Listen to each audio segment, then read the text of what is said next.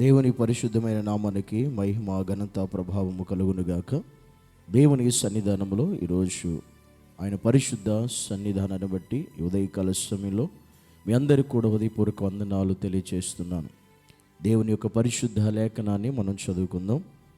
కీర్తన గ్రంథము 119వ కీర్తన 9వ వచనం. యవనులు దేని చేత తమ నడతను శుద్ధిపరుచుకుందరు? నీ వాక్యమును బట్టి దానిని జాగ్రత్తగా చూచుకున్నట్టు చేతనే కదా. ఈరోజు దేవుడు మాట్లాడుతున్న విషయం ఏంటంటే, నీవు శుద్ధి చేసుకో, మనల్ని మనం శుద్ధి చేసుకోవాలి. ఎందుకని అంటే, దేవుడు యవనులు దేని చేత తమ నడతను శుద్ధి చేసుకుంటారంటే దేవుని వాక్యము చేతనే అనే మాట వ్రాయబడి ఉంది. దేవుని సన్నిధిలో అనేక మంది రోజుల్లో, అనేక మంది జీవితాల్లో, వారి పరిస్థితుల్లో చాలామంది వారి జీవిత విధానాల్లో మనం చూసినప్పుడు ప్రతికూల పరిస్థితులు కూడా వారి జీవితాలు కూడా అనేక మంది చిన్నవారని లేదు, పెద్దవారని లేదు, ప్రతి ఒక్కరు కూడా ఏదో ఒక రకంగా ఏదో విధంగా పాపంలో పడిపోతూ తప్పిదాలు చేస్తూ దేవునికి దూరంగా జీవిస్తూ బ్రతికేటువంటి పరిస్థితులు.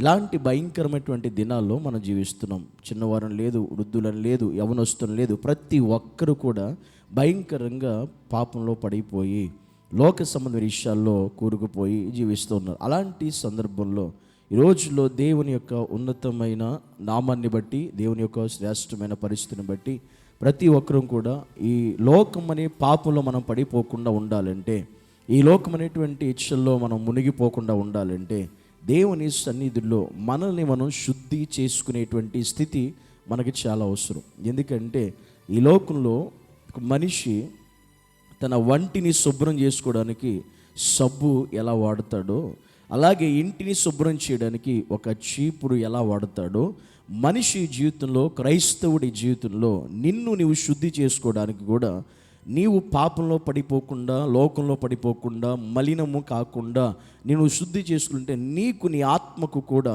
దేవుని వాక్యం ఎంతో అవసరం. దేవుని వాక్యం చేతనే నువ్వు శుద్ధి చేసుకోవాలి. నీ హృదయంలో దేవుని వాక్యము నింపబడి ఉండాలి. దేవుని వాక్యము చేత నడిపించబడి ఉండాలి. దేవుని వాక్యం అనేది నీ హృదయంలో ఉంటేనే నువ్వు పాపం చేయకుండా, పాపంలో పడిపోకుండా నువ్వు శుద్ధి చేసుకొనగలుగుతావు. దేవుని వాక్యమే నీ హృదయంలో లేకపోతే నీవు శుద్ధి చేయబడలేవు, నువ్వు పరిశుద్ధపరచుకోలేవు. పరిశుద్ధపరుచుకుని శుద్ధి కలిగి జీవించాలంటే దేవుని వాక్యం నిన్ను శుద్ధి చేయాలి. అందుకనే వాక్యమనే ఉదక స్నానము చేత మనము పరిశుభ్రపరచబడాలి, శుద్ధి చేయబడాలి, కడగబడాలి.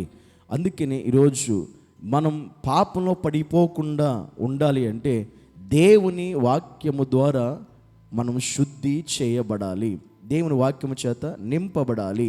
దేవుని వాక్యం మన హృదయంలో ఉండాలి, మన తలంపుల్లో ఉండాలి, మన ఉద్దేశాల్లో అది పని చేయాలి, మన ఆలోచనలో ఉండాలి. మనం నడిచినా, పరుగెత్తినా, కూర్చున్నా, మాట్లాడుతున్నా, ఏ పని చేస్తున్నా నీలో దేవుని వాక్యమే పని చేస్తూ ఉన్నప్పుడు అది నిన్ను తప్పు చేయకుండా, పాపం చేయకుండా, లోకమనేటువంటి మలినములో నువ్వు పడిపోకుండా అది నిన్ను శుద్ధీకరిస్తూ ఉంటుంది, అది నిన్ను తప్పిస్తుంటుంది, అది నిన్ను కాపాడుతూ ఉంటుంది. అందుకే దేవుని ఎదుట ఈరోజు మనిషిని, మానవుని శుద్ధి చేసేది ఏంటంటే దేవుని వాక్యం మాత్రమే. ఆయన వాక్యం పరిశుద్ధమైనది కనుక ఆ పరిశుద్ధమైన వాక్యాన్ని ఎప్పుడైతే మనం అంగీకరిస్తామో, స్వీకరిస్తామో, ఆ వాక్యం చేత ప్రతి దినము కూడా మనల్ని మనం సరి చేసుకుంటూ సరిదిద్దుకుంటామో మన ఆత్మీయ జీవితం శుద్ధి చేయబడుతుంది, శుద్ధీకరించబడుతుంది, పరిశుద్ధపరచబడుతుంది. అలా ప్రతి దినము కూడా దేవుని సన్నిధిలో యవనస్తులనే లేదు, చిన్నబిడ్డలని లేదు, వృద్ధులని ప్రతి ఒక్కరు కూడా దేవుని వాక్యము మన హృదయంలో ఉండుట వలన మనం పాపములో పడిపోకుండా మనల్ని మనం శుద్ధీకరించుకుని జీవించగలడానికి దేవుడు మనకి కృప చూపిస్తాడు, దేవుడు మనల్ని నడిపిస్తాడు. అందుకనే దేవుని సన్నిధిట ఈరోజు దేవుడు మనతో మాట్లాడుతున్నటువంటి ఆత్మ సంబంధమైన విషయం ఏమిటంటే, నిన్ను శుద్ధి చేసుకోవాలి, శుద్ధీకరించుకోవాలి. ఎక్కడ కూడా నువ్వు దేవునికి విరుద్ధమైన పాపంలో పడిపోకుండా, దేవునికి విరుద్ధమైనటువంటి అసహ్యమైనటువంటి పరిస్థితులకు వెళ్ళిపోకుండా నీవు శుద్ధి చేయబడి, దేవుని చేత కడగబడి, దేవుని యొక్క ఆలోచన ప్రకారం నడిపించబడితే నీ అనుదిన జీవితం, ఆధ్యాత్మిక జీవితం శుద్ధీకరించబడుతుంది, పరిశుద్ధంగా ఉంటుంది. పాపం అనే మలినము నీకు అంటకుండా ఉంటుంది. అందుకని నీవు శుద్ధీకరించుకో. ఎట్లా నీ ఒంటిని శుద్ధీకరించుకుంటున్నావో, నీ ఇంటిని శుద్ధీకరించుకుంటున్నావో, నీ యొక్క ఆత్మీయతను కూడా, నీ ఆత్మను కూడా ప్రతి దినము వాక్యము చేత నువ్వు శుద్ధీకరించుకుంటూ జీవించాలి అని దేవుడు ఈరోజు మనతో మాట్లాడుతున్నటువంటి ఆత్మీయ వాక్కు.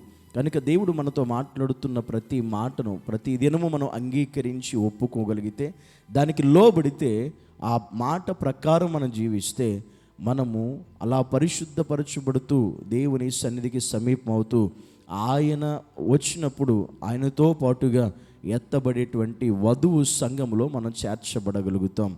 ఈ శుద్ధీకరణ లేకపోతే దేవునితో పాటు మనం వెళ్ళలేము, ఇక్కడే ఆగిపోయే పరిస్థితి వస్తుంది.